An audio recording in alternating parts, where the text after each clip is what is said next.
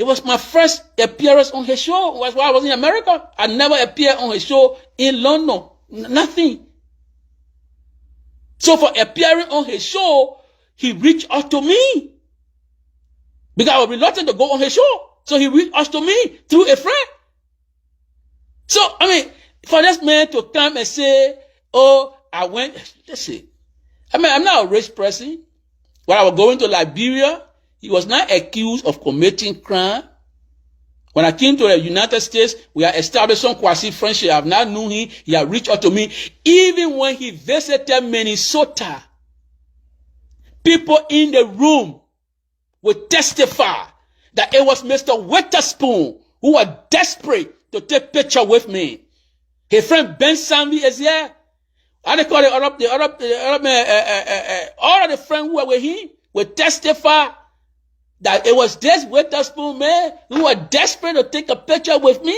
I was very reluctant because I've not known him properly. Tumalin George would testify. Our host, Russell, would testify. So what is this? What is he talking about? What he did today is just prove to me that the man is a dangerous criminal. To lie and say, you know, I gave Jackson money while he was in London. While when I was in London, I did not even know you, brother. You and myself never even had a conversation while I was in London. It just proves the kind of person and the character you are. That's why today you are laboring under the burden of a danger of crime, the allegation of crime. And you are not even ashamed of yourself. You are not ashamed. I am not a rich person. So when I was going to Liberia, I reached out to him and said, look, man, I'll be going to Liberia. What's up? But we all do that. We reach it out. But to say that, oh, this man, since he's been accused of committing crime, I've never associated myself with him. I never. So if you look at what he's trying to talk about and trying to bring in the name of a guy called Sisi Goya. You know, this Witherspoon man is a dangerous man.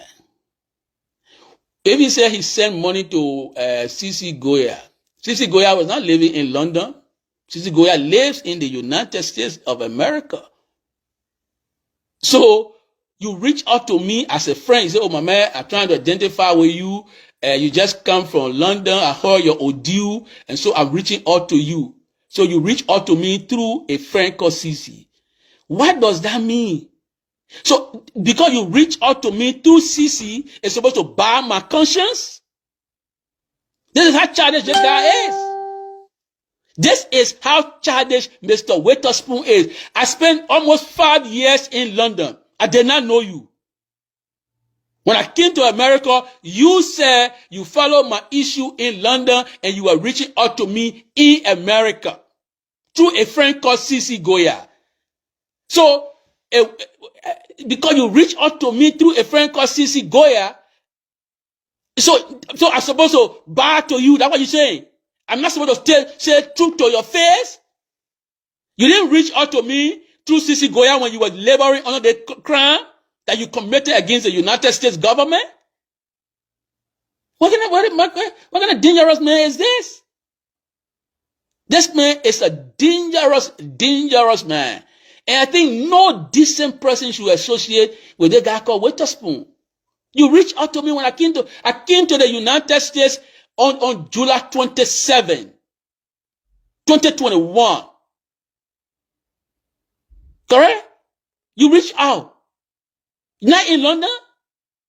Through a friend called Sisi. So because you reached out to me in September of that year, so I'm supposed to be a praise sinking you if you have been later on accused of committing crime. And $1,500 is supposed to be the one to bar my conscience. Witherspoon, you are a dangerous man, and I think you belong behind bars. You should really go to jail because you are a dangerous man. You want to destroy Liberians for your own crime you've been committing. You know, I see why Tumalin George and all the other brothers have to abandon you. I didn't know you to be a rogue at the time. So show one shred of evidence that while I was in London, you sent me money. One shred of evidence. Except when I came to the United States and I didn't even know you to be a rogue then. I show the whatever you sent to CC, you sent it between September thereabout. Okay, maybe August, September thereabout. 1,500, and that's why I'm supposed to buy my conscience. I mean, you know, Witherspoon, you are a disgrace to mankind. So because you say, oh, Isaac Jackson reached out to me, because I reached out to you, so my conscience is supposed to be bought. So I'm supposed to go and pray sink you, even with the American accusing you of committing crimes. Since you were accused of committing that crime, have I reached out in any way to you to ask you any favor? You are a disgrace. Witherspoon is a dangerous man, and because he's laboring under this allegation of committing crime against the United States government, he wants to take every decent Liberian down with him. And you will not do it with me, brother. I am willing to testify to the American government. When I got to know you when I came to the United States. When I came to the United States. And even when you visited Minnesota and you were desperate, reaching out to me, calling me to go and see you, Ben Sandy, Tumalin George, we met at Russell's house. Russell was there. You are the one desperate to take a picture with me. I never wanted to take a picture with you because I have not known you much. Now to can say, oh, you know, I mean, you know, you are a disgrace. You are a disgrace. But it's the fact that you could even rob your siblings of your, I don't know, father's benefits. It shows the kind of indecent human being you are. You've been coozing up to people in the hope of trying to tarnish them. You are a dangerous man. Now I believe almost everything people said about you. Dispossessing your siblings of your father's benefit. Now coming to lie on people because you want to put everybody down. No decent person will reach out to a friend in a good way and come and broadcast it. I never asked you to give me one time. In fact, when you reach out with the 1,500, show the text message where I send to you, say, Mama, give me money. Send me the text message. And when you say you send money to me in London, show the evidence. Because I knew you are a criminal. Now I know because you are a criminal, I've always been careful with people interacting with you. I have not known you much.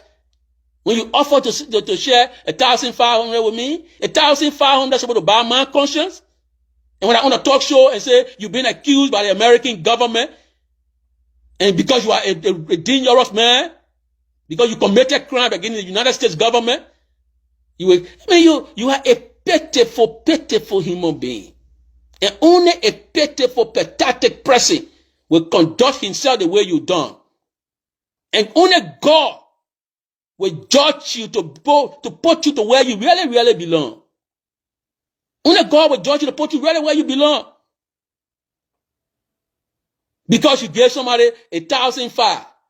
And so they should not be able to challenge you when you are being accused of committing crime. I should not say, hey, I'm going to say that and say, oh yeah, he's a good man. I never knew you were a criminal. If I knew you were a criminal, I would never have taken 1,500 from you through Sissy.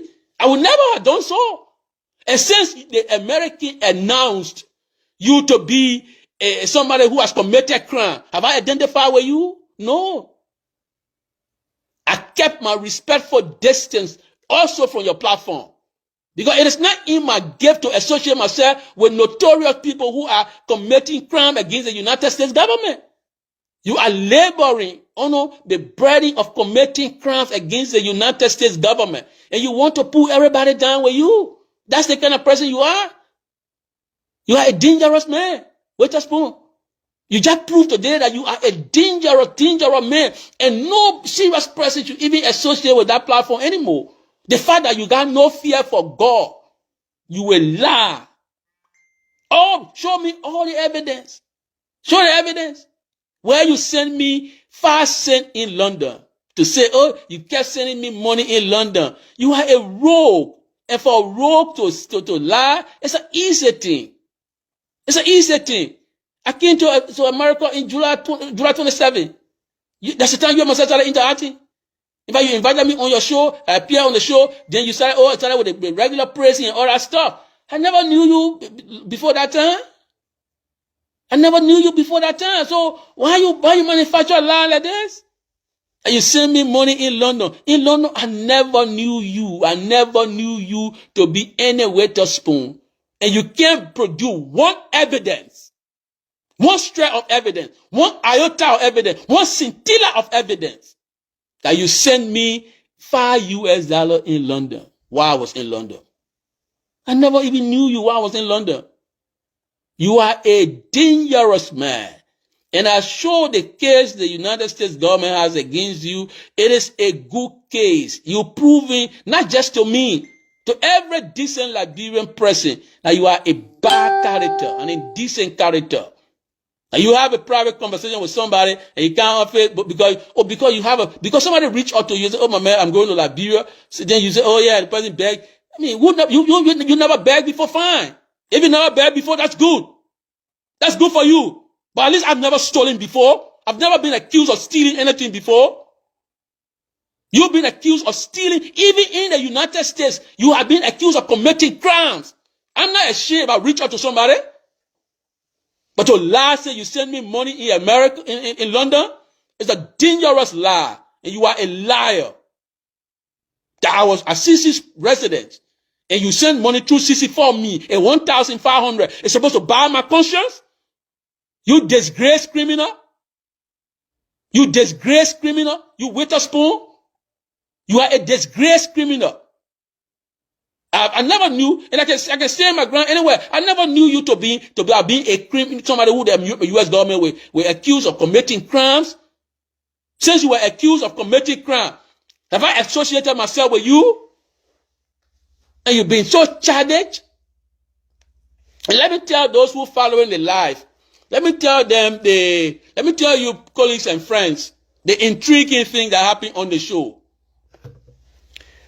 When Mr. Witherspoon started to make his unfounded allegation, trying to drag me into his year-long corruption with the United States government, I tried to get back on the show to clarify in the context of simultaneous response, which is a journalistic ethics.